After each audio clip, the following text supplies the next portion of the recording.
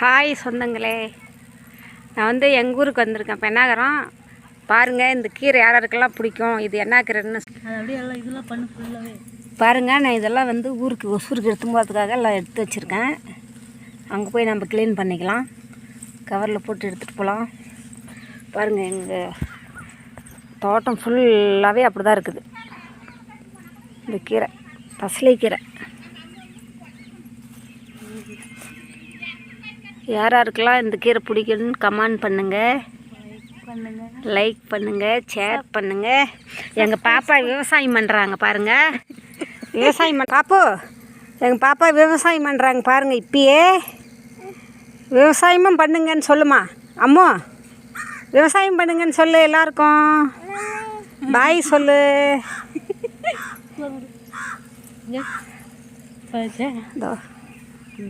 ஃபுல்லாக போடுங்க.